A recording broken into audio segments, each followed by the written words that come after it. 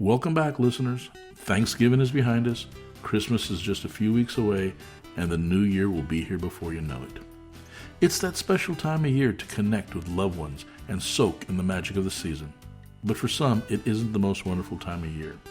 Have you ever felt that lingering sadness or unexpected blues during the winter months? Well, you're not alone. Today we're going to talk about a real condition called S.A.D, S-A-D, Seasonal Affective Disorder. Joining us on this episode is my favorite psychotherapist, Laura Ramirez.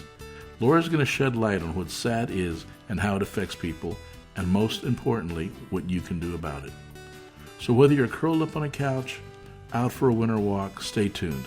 By the end of this episode, Laura will share practical tips for managing S.A.D and taking care of your mental health this holiday season.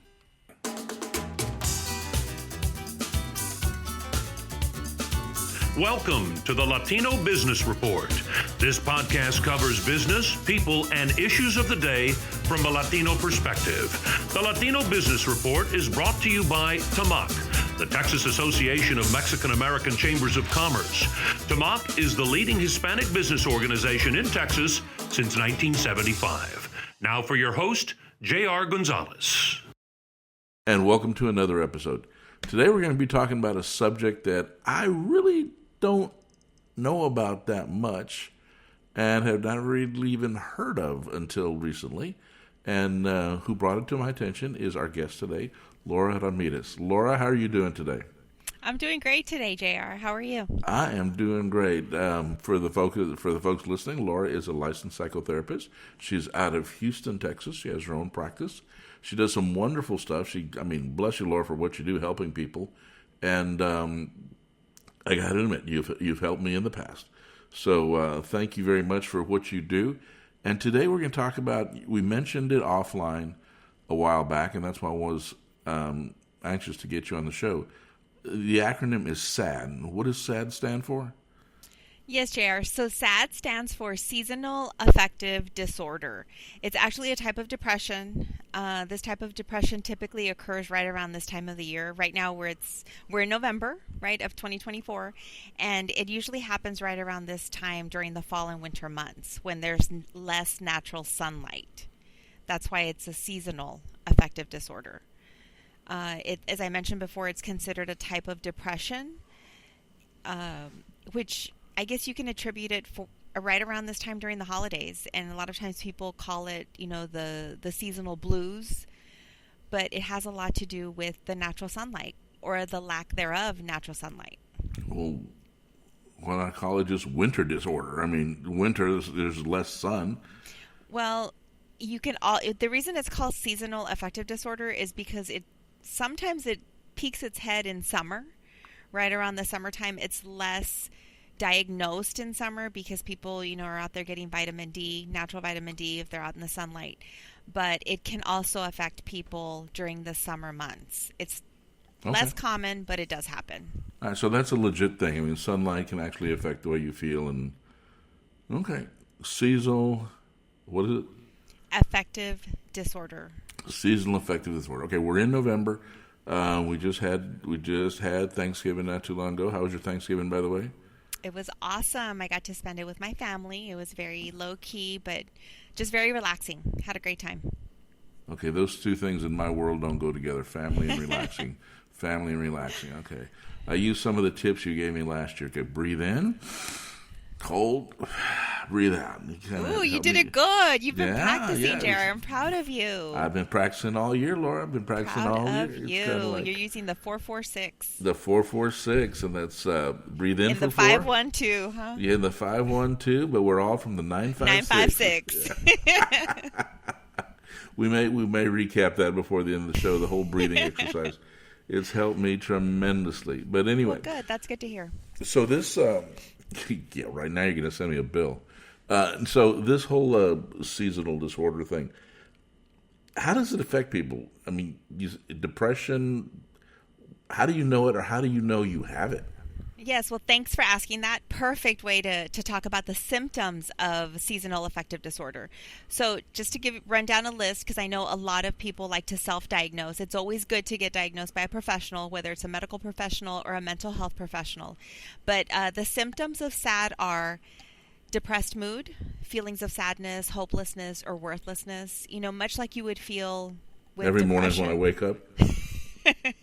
JR, we need to talk more then, okay, if that's the case.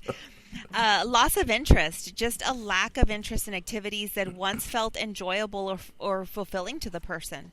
Also, fatigue. A lot of times people can attribute the fatigue due to the daylight savings time change.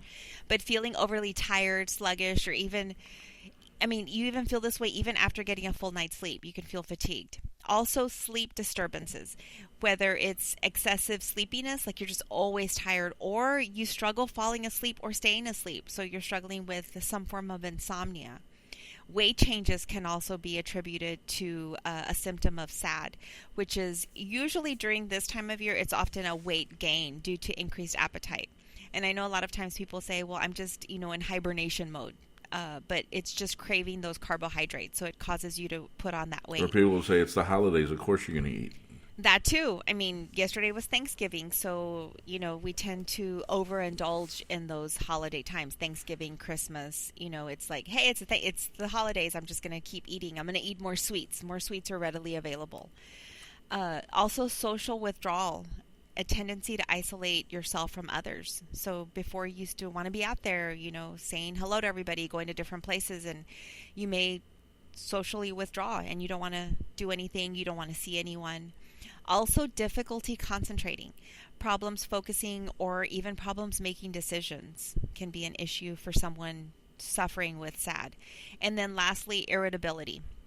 Again, people can attribute this to the holidays and just say, well, prices are so high, everybody expects a gift, or everybody expects me to show up. So irritability can be a factor, but that's really a symptom that someone may have seasonal affective disorder.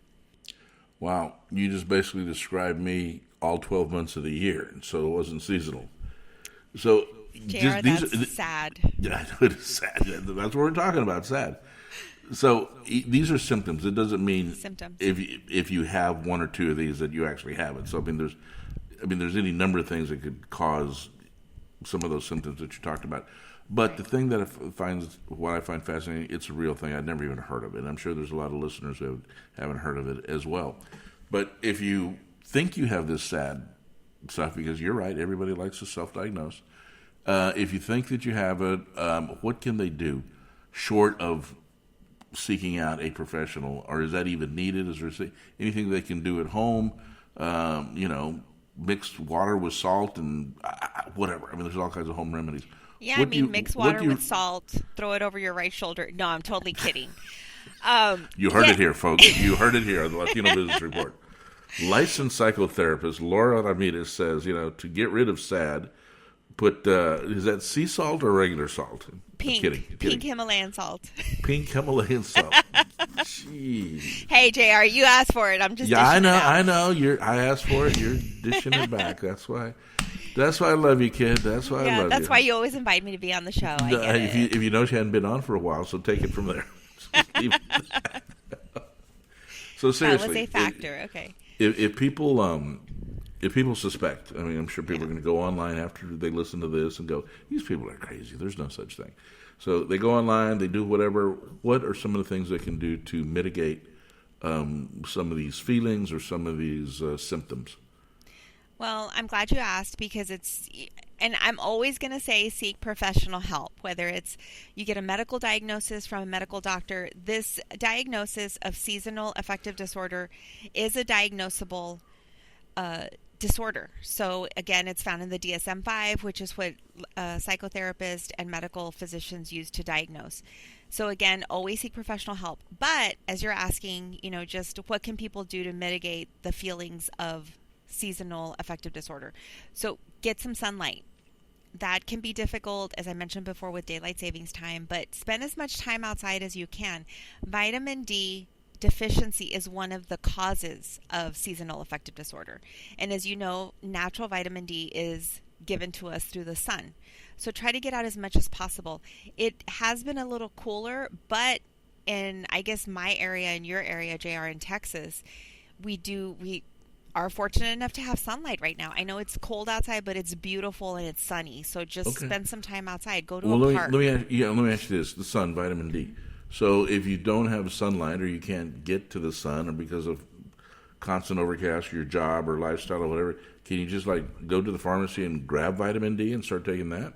Oh, definitely. Vitamin D is a great supplement for anyone to take any time of the year because as you mentioned before, jobs, if you're working indoors, we don't get enough vitamin D anyway. So yeah, vitamin D supplement would be great. Also melatonin. Get some melatonin. It helps you sleep at night. It's a good natural way or a good supplemental way to get some sleep at night. So definitely load up on vitamin D and melatonin. As I mentioned before, always seek professional advice. So if you struggle with extremely low vitamin D deficiency, get your blood work done. Get your provider to prescribe you vitamin D, or just take over the counter. But those are some great ways to combat the seasonal affective disorder causes or the factors. But I also want to add that there are other risk factors that may attribute to this. One is a family history of depression. So again, you may have family members that have struggled with depression, and you're saying to yourself, well, thankfully I haven't had it up until now. So it could be that you're predisposed to depression, and SAD is just perpetuating that feeling, and you've really been feeling it during this time of the year. So it could be that you don't have depression all year long, but you do have seasonal depression. Also, geographical locations. I know that you have listeners from around the world. Not everyone's blessed to live in Texas and have sunlight like we do right now. So people in different parts of the world may not be having the kind of sun that we're having right now, or the weather that we're having right now. So it just depends on where you live. Also, age. Age is also a factor. It tends to affect younger people more often because really? Yeah, the SAD. It usually affects people between the ages of 18 and 30. That's not to say that people over the age of 30 or under the age of 18 will not struggle with SAD. It's just that it's more identifiable within that age range. But it's still capable. I mean, older people, let's say in their 60s or so, are still susceptible to contracting SAD. You don't contract or having SAD or whatever the term is. Yeah, it's just research has shown that it's more diagnosable in people more within the age of 18. Not necessarily less. Well, think about this. That age range is the one that seeks therapy out as well. So that could correlate with that. I don't want to say that. Okay. All right. But it does. And also one more attributing factor that I want to mention, women are more likely to develop SAD than men. Again, who seeks out therapy more? Okay. Females. I hope that changes. I hope that that's changing in the... Yeah, I'm biting my tongue here. I could have said something. I'm not going to. Yeah, don't say it, JR. Because some of those symptoms you described are kind of natural in older people anyway, not wanting to get up, sleeping late or being grumpy. I mean, just some of the stuff is, those are interesting symptoms, but okay, it makes sense. It makes sense. Younger people are more susceptible, or it's more diagnosable. So other than getting vitamin D, how can somebody self-medicate, if you will, or what can they do to help mitigate? Well, another great way, like you said, and it's true, self-medicate, right, is getting exercise. Exercise is always, I think I talk about this every time we talk about a mental health concern. Exercise is number one. Get out there and move. A lot of times, and this is totally not part of SAD because it's depression, but anxiety. This time of year can also bring about a lot of anxiety. And anxiety, somebody once told me recently that anxiety is stuck energy. Okay. So get it out of your body, exercise, do some movement, whether it's walking or running or doing yoga or lifting weights, whatever your choice or your go-to for exercises, get out there and do it. Even if it's in a gym, try to find the treadmill that's by the window so that you can get some sunlight while you're doing that. Just do some type of form of exercise. Again, It's called the Yes. runner's high. If you go out there and run, it's called dopamine. It makes you happy. So Well, Laura, get out there and do I some know since exercising. in our last episode, you're always pushing this exercise stuff, and you just mentioned it a little while ago of joining a gym. I took your advice, and I actually last year joined a gym. Did you actually step foot in the gym? Well, and I'm about to go back and complain because I've joined it last year and it hasn't done a darn thing. So I'm actually going to go there this time and see what the problem is. Yeah, I think you actually have to join and start not just step foot in the gym, but this is a strange, thing you might have to do is actually use the equipment at the gym, JR. Just seems so, I don't know. It's too much trouble, right? It's just, all those strange people sweating everywhere, and it seems unhealthy to be going to a gym. But anyway, we're talking about exercise. So vitamin D, exercise, and it makes sense. The exercise, the runner's high, all that kind of stuff, makes sense. What other things can we do here to self-medicate to if you suspect that you have the symptoms of SAD? Also, one of the things I always say is, watch what you eat.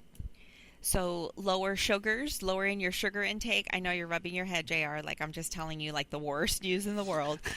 Don't eat as much sugar. Lower your carb intake. These are just some good tips for eating with your mental health in mind. If you think about it, a lot of the sugars, processed foods, they also cause inflammation. And it's not just inflammation of your the joints and the skin. It's also the inflammation of your organs. So lowering that inflammation rate, just watching what you eat, eating for mental health. Here's what I'm afraid of to ask. So I'm asking specifically, how can we mitigate symptoms of SAD? And you're telling me, watch what you eat, lower your intake, exercise, vitamin D, plenty of sun. Then I go, okay, my symptoms have gone away. Knowing you'll probably want to say, you still need to keep exercising, you still need to get plenty of sun, you're talking lifestyle changes here. Exactly. Oh exactly. It's never a diet, never like, I'm just going to do this for a little bit. It's a lifestyle change. It's changing everything about your life. Mm-hmm. Making those little changes that affect your life every single day. That's what it's all about. Oh, and drink plenty of water. Don't forget the water. I have the bottle right here. Plenty of water. Yes. So is this SAD just some sort of hustle to get people to start eating and exercising, or what? No, it's not a hustle. It's a real deal. It's a real deal. Seasonal affective disorder. That is more diagnosable in young people than us old crotchety people who just want to eat what we're going to eat. And it's the season. You cut down on my tamales, really?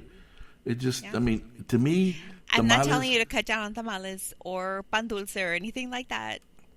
Just to me, eat it in moderation. There you go, putting conditions again. To me, a tamal is like a Mexican energy bar. You pop that thing in your mouth, you wolf that thing down, and it's good. Okay, but you're right, Laura, and especially in the Latino community, we do suffer from obesity. We do suffer from a lot of stuff, and we tend not to, especially us older, macho Hispanic males, we don't like going to the doctors. We don't like taking care of ourselves, and they say, I'm going to eat my tortilla with butter as a snack, no matter who says what. But you are correct. Or your rice with mayonnaise. We won't get even rice with mayonnaise.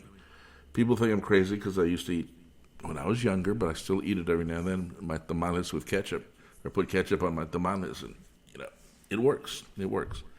That doesn't sound bad. So as we go through this holiday season, SAD, I wanted to talk about that, and then after talking to you about it, I'm going, gee, why did I pick this subject? But anyway. Now you're really sad, aren't you? Now I'm really sad. What are some of the other things that people experience? Family is always difficult during the holiday season. We have a little time. Let's talk about how you can cope with family, because as Christmas is around the corner, then New Year's, we can have all kinds of things happening. And the breathing method you taught me, kind of go over that with the audience, because it's really, seriously, it's really helped me. I find myself driving down the street or using it, or I'll be in a conversation or a meeting and I'll step out and I'll pretend to go to the restroom or something. I'm just breathing. So it's called the 4-4-6 breathing technique. And the reason it's called the 4-4-6 is because you take a 4 count to inhale, So you inhale, you do 1, 2, 3, 4, and then you hold it at the top for 4 seconds. 2, 3, 4, and then you exhale for a count of 6. And you count 3, 4, 5, 6. I like to put another hold at the bottom, and then you repeat the whole thing. So it's 4 inhale, hold it at the top for 4 seconds, exhale deeply for 6 seconds, and then hold it at the bottom again for 4 seconds. That's called the 4-4-6 technique. For me, it's called the 4-4-6-4 technique. I didn't want to confuse everybody, but it's something I've added. That 4-count hold at the top of the inhale and at the bottom of the exhale actually deactivates something called the vagus nerve. Not Las Vegas, but Vegas, V-A-G-U-S. And when anybody is struggling with depression, anxiety, or is on the verge of a panic attack, that hold really comes in handy, because what it does is it starts to deactivate the nerve that's causing the anxiety or the panic. So that's why I like to add that in there. When you're exercising, so I know that now that you're going to the gym and you're on that treadmill and you're running, you pick up that pace as you're running on the treadmill. I said I'm going to drive to the gym and go I'm see what the speaking problem is. positive. I'm like putting it out there in the universe that you're going to be out there doing it. Okay? Got it. So as you're picking up your pace and you're at a brisk run and you start to lose your breath, you can easily use this breathing technique to decompress or to lower that breathing. You know how sometimes you feel like you're just totally out of breath. You sprint, right? You're sprinting out there and you're totally out of breath. Use that 4-4-6 technique also to regulate your breathing. It helps. It helps like that. Just do a couple of rounds of that and you're back to normal breathing. Okay. So it's also good for just people who like to run or just overexert themselves and you're out of breath. Okay, so extra little added tip there. For those people who just are crazy enough to just like to run, okay, that's one thing. But for normal people who have jobs and families and stress and all that stuff, it's also a great technique to try to decompress, bring that level of anxiety down a little bit to make it through. Yeah. Great. Thank you for that tip. Laura, we have Christmas around the corner.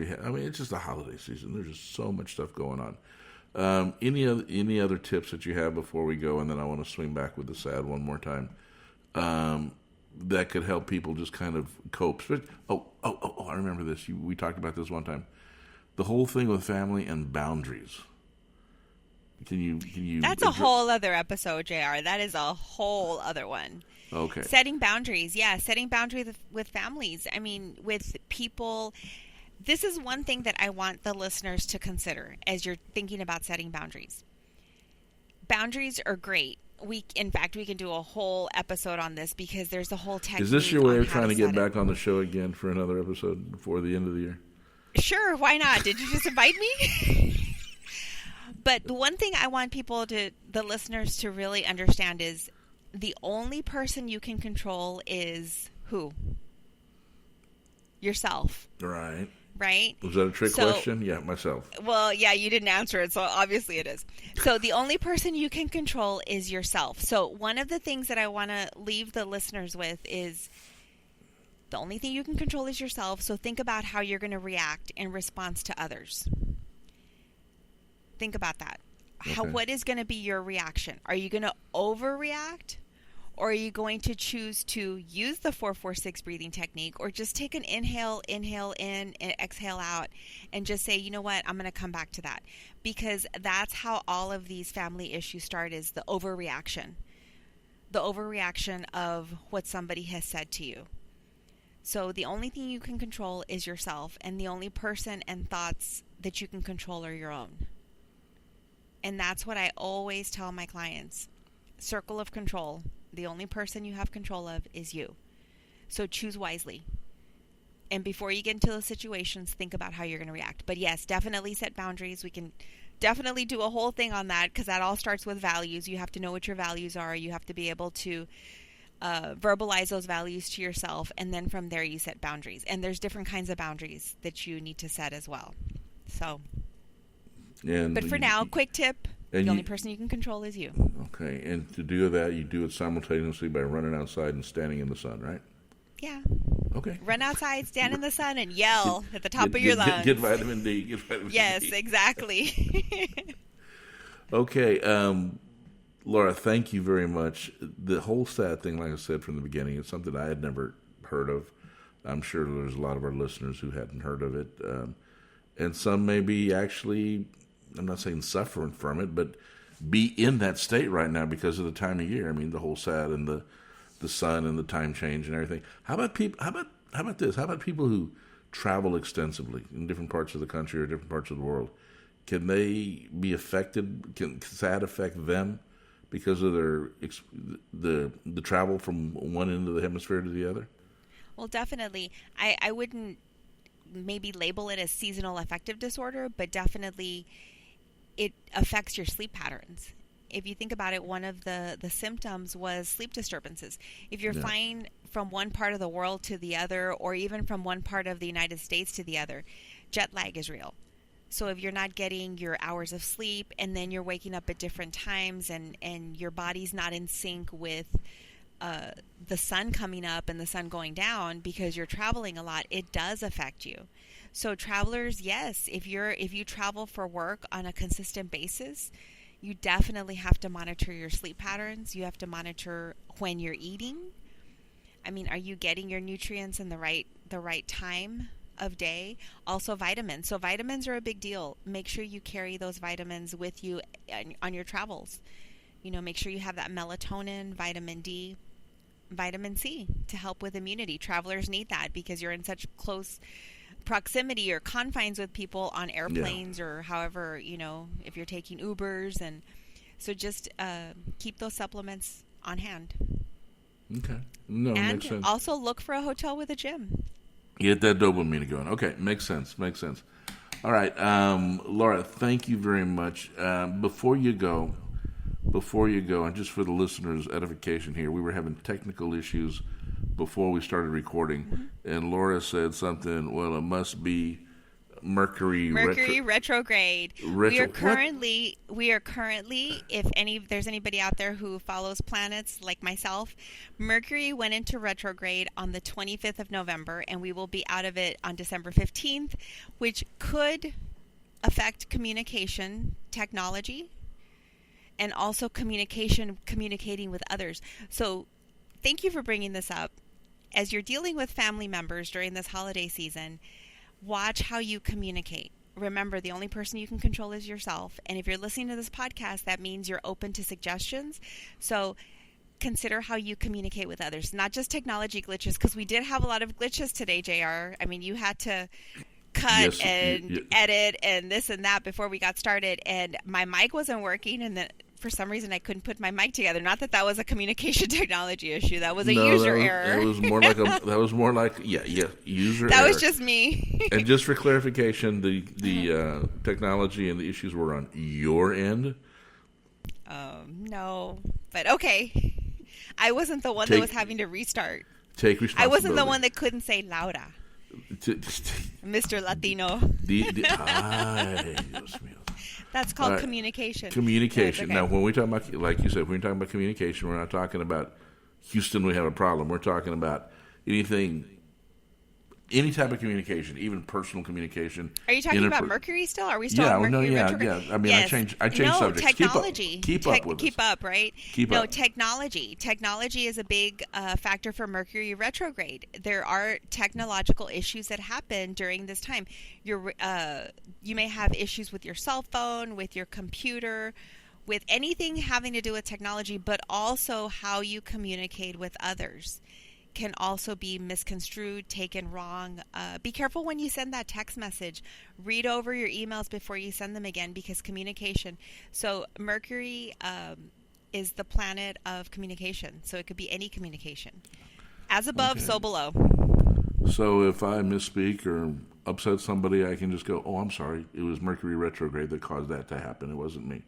You could blame it on that. Let's just blame it on something else. And then after you do that, breathe deep and go out and run around the block in the sun. Exactly. Got it. Laura, you have answered life's questions for me so many times. I'm so glad. Seriously, I've missed you on the show. I appreciate you having you back. we're going to put this one out there kind of raw. We're not even going to worry about editing. I mean, the Raw mistakes, is good. The mistakes. It's real. It is real. Yes, Laura, it is real. I can actually say it, but we definitely were having issues this morning, my end as well. All right. Well, the holidays, before I let you go, I want you to know, do not feel obligated to spend too much money on my Christmas gift this year. Don't worry about it. Don't even give it a second thought. Never right? crossed my mind, but okay. All right. You've been listening to the Latino Business Report. I've been your host, J.R. Gonzalez, and our guest has been Laura Ramirez, a licensed psychotherapist from Houston, Texas. Longtime friend, somebody who always tells me like it is, and every time I mess up, she's the first one to remind me, JR, the only person you can control is yourself, so get your blank together here. So, Laura, before you go, any closing thoughts for the audience? No, just do you. I mean, do what makes you happy. Sun should make you happy. Get out there and eat well, exercise. But in moderation. In moderation, that's right. Okay. All right. Well, as soon as we end the show, it's about that time. I'm going to go to the kitchen and get me some leftover turkey from Thanksgiving and make me a turkey sandwich. All right. Once again, folks, Latino Business Report. You can find all of our episodes at latinobusinessreport.com with some other background information on the show. You can also find us on Facebook, and we also have a YouTube by the same name, Latino Business Report. Have a great day. Be careful. It's the holidays, along with all the joyous things and all the fun things you're going to do with the family. Remember, be safe. Driving is crazy. Traffic is heavy. Be safe. Be smart. And take care of yourself and take care of your family. Till next time.